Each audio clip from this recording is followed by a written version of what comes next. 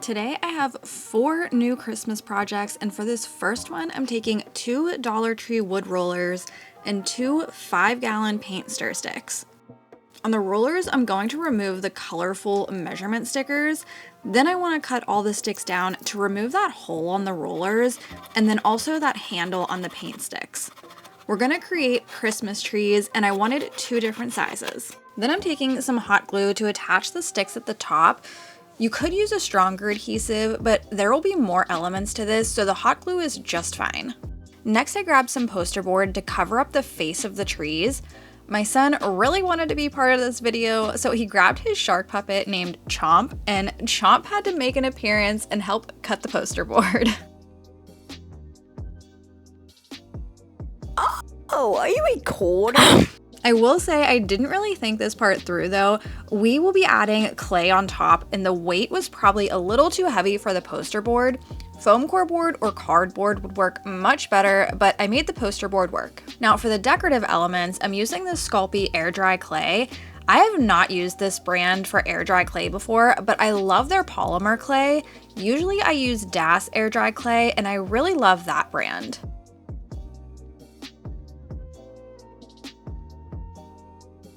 Next, I'm taking this Regal Trimmings mold from IOD, and I'm going to use all of the different trims to cover the face of the tree. I got this idea from Pinterest and thought it was so beautiful. You always want to make sure to dust cornstarch in your mold before adding the clay. That way it doesn't stick and comes out easily. Then I like to roll my clay into a snake before pushing it into the mold, but I do see some people just take a ball of clay and go straight in, so whatever works for you. I like to smooth out the top as much as possible, and I saw Sammy from Unicorn Dust Designs use her Cricut scraper to do this recently. It was such a good idea and it works really well.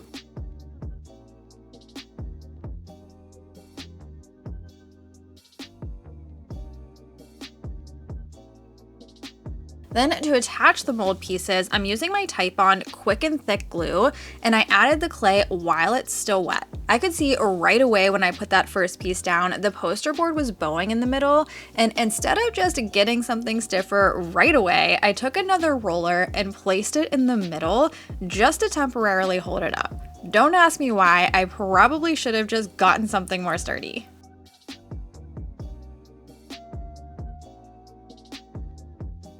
Then I use my tissue blade to cut that excess trim off the sides. This is linked in my description box and is a must-have tool in my opinion when working with clay. I alternated between all of the different trims in this mold and added them all the way up the tree.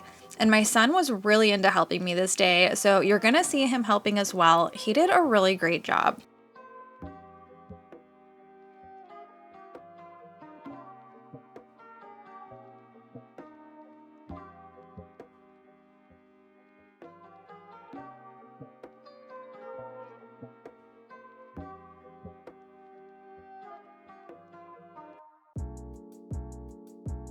I let the clay dry overnight and I really enjoyed this brand. It did not shrink or crack as it dried. However, the tree was front heavy and would not stand up on its own. No fault to the clay, so I glued a few Jenga blocks to the back. That didn't help.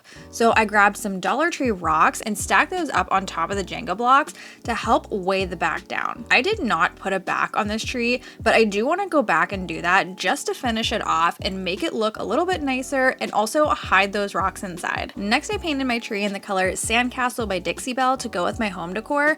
You could paint this any color you like and then let it dry. Then I took Dixie Belle's Best Dang Wax in white to bring out all those gorgeous details in the molds. I painted the second larger tree in a slightly darker color called Burlap and gave it that same white wax as well.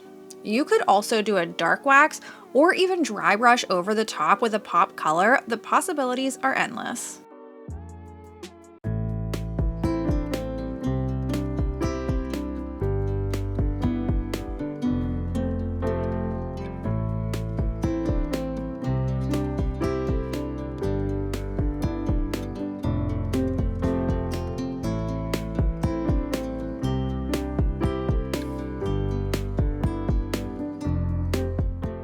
So for this project, I was planning to make 2 of the same thing and started the first one off camera. I found these little barn doors at Target last year around the holidays, and my plan was to remove the little front pieces and then put them back on later, but it made such a mess taking them off, so I abandoned that and only used one. Next, I picked up this music scrapbook paper at Michael's. I know Hobby Lobby sells this too, and then Mod Podged it onto the door. To know where I need to cut the paper, I put it on top of the door and then ran my finger along the edge. That adds a crease to the paper, and then I just use my paper cutter to cut it down to size.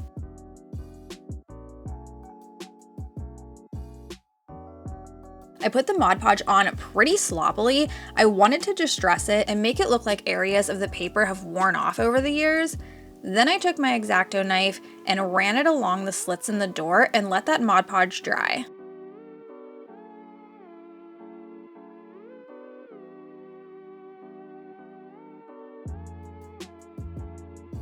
Once it's dry, I'm taking this finger sander that I have, and you can find this at Walmart, with an 80 grit sandpaper to knock off any of that excess paper I don't want. This little sander is perfect for getting into all those small grooves.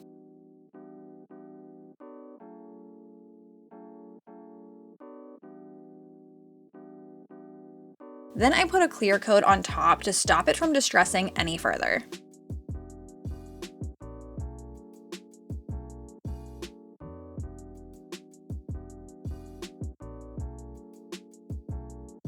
To embellish the door, I want to add a wreath, and I had these mini grapevine wreaths from Hobby Lobby as the base and these frosted eucalyptus picks. I just cut them apart and hot glued them onto the wreath, all facing in the same direction.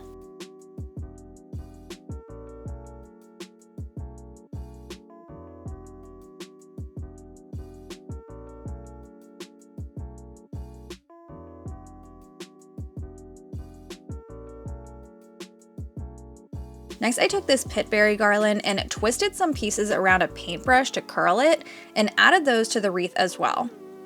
I got these berries from Hobby Lobby, and I know they're more expensive than the Dollar Tree ones, but you get a lot more and the quality is just so much better than Dollar Tree.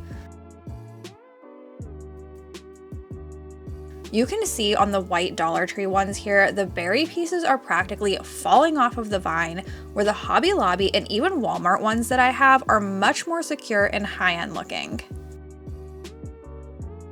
But I cut the top pieces of the vine down so it was not longer than the berries at the tip for each piece, and then put a dab of hot glue on the vine to attach the berries to it. That way it helps make it look even more high-end.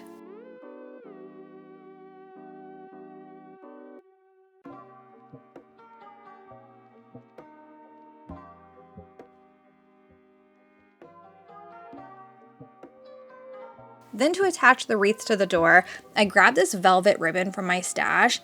It's too wide, so I cut it in half, and I also cut those wired edges off, but hold on to the edges.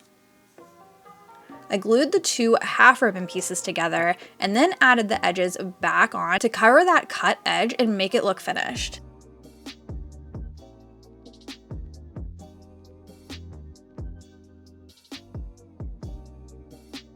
Then I glued one end of the ribbon to the wreath and the other end over the top of the door.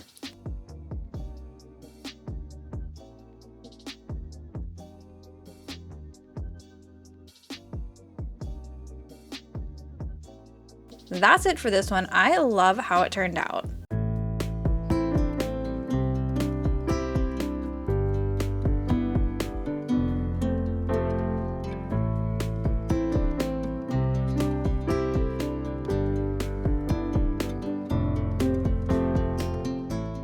This next project is super simple. I'm taking some drop cloth fabric that I have on hand. You can use any color fabric you want, just make sure it's solid and not a print.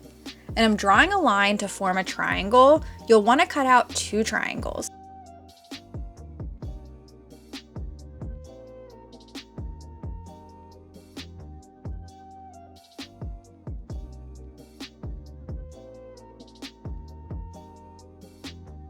Then I cut out 2 pieces of lace triangles. This is why you want to stay away from a printed fabric. It might be a little bit too busy with the lace. But using my detail tip hot glue gun, I put a very thin bead of glue along the edge of the fabric and attached the lace right on top. And it's okay if you don't cut the triangles exact. I just took my roller and rotary blade to clean up the edges. Now I'm gluing the two lace and drop cloth triangle pieces together. You want to make sure to glue them with the lace sides facing each other. If you haven't figured out yet, we're making another type of tree here. You could also sew the edges if you're skilled enough and have a sewing machine to do so. I only glued two of the sides and not the bottom. Then I let the glue dry for a minute and flipped it inside out so the lace is now on the outside. It was a little difficult to get the top out. I used a dowel and just kept pushing it through and pulling the top of the fabric until it was all the way out. Next, I'm taking polyfill to put inside the trees. And again, I used the dowel to make sure the tip of the tree is nice and filled in, and stuff the trees as full as you want them.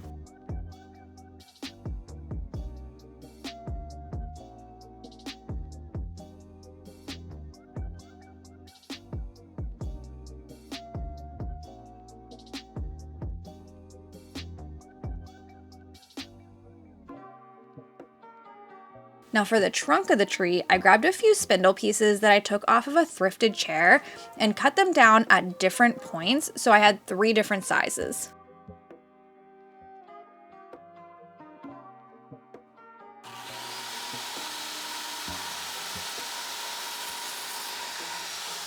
Then I put the spindle inside the tree and glued the bottom shut.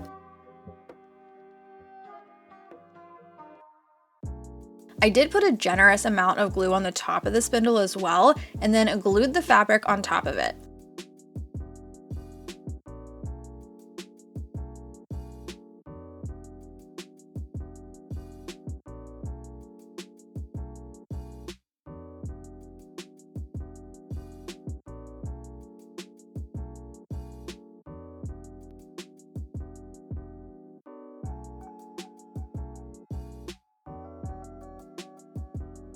So after I put the spindles in the tree, I decided I wanted the spindles to be a little bit darker. So I got out my DIY dark wax and added that directly on top of the wood, and I love how rich this looks. Here's a little tip for you. I know Sammy at Unicorn Dust Designs does this as well. Always use the same brush for your wax and just store it in a Ziploc bag. I have one brush for each wax that I have stored like this, and it makes it super easy and convenient.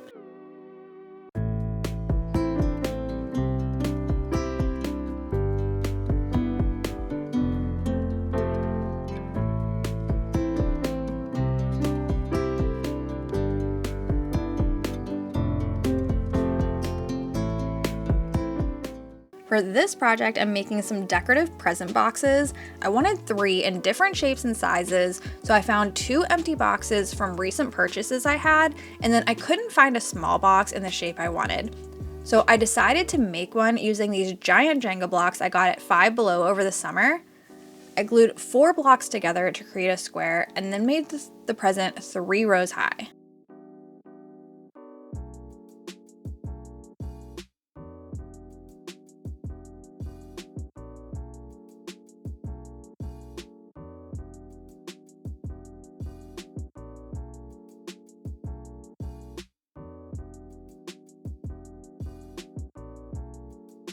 Next, to cover all of my boxes, I picked up a few of these fluffy white car towels from the Dollar Tree.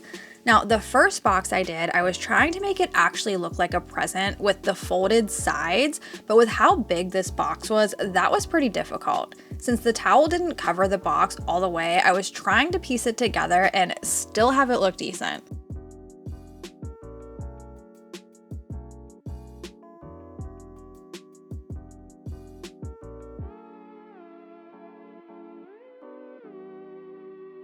On the areas where I need to attach 2 pieces of the car towel, I added a bead of glue to one edge and then used my spatula to blend them together as best as I could. But this part is the back, so you're not going to see it.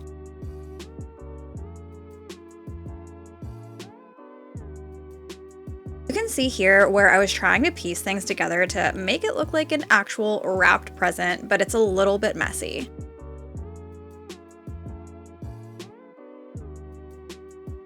So for the other 2 boxes, I cut pieces of the towel out that would cover each of the sides of the present and then glued them together at the corner seams. That was so much easier.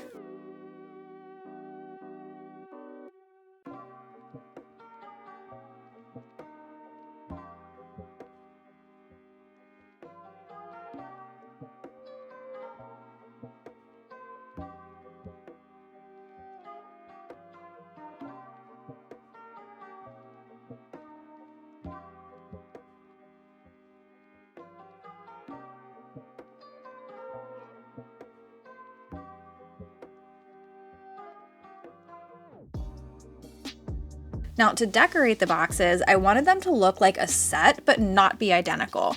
And I found this interesting organic looking ribbon at Dollar Tree a while ago. I love the neutral color, but it was too wide for the small box.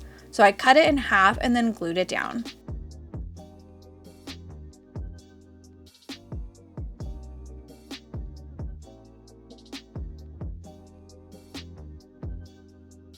Then I filled one of my snowflake IOD molds with hot glue. This is a great little hack, and these molds have so much beautiful detail to them.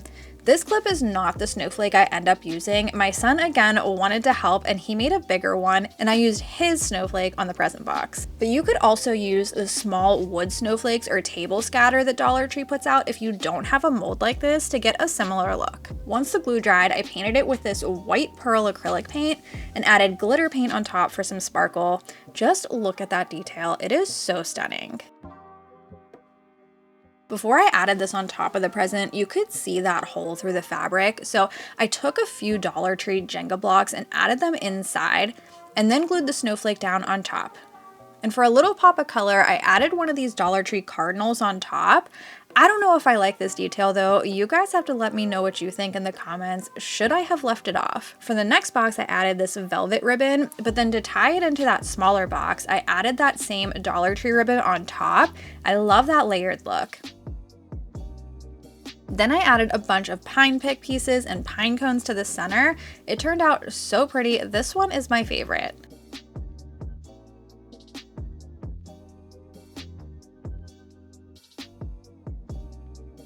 In the third present, I used the velvet ribbon by itself and added a Walmart floral pick that has red berries to tie in that red bird. I think these presents turned out so beautiful to set out as a vignette for the holidays.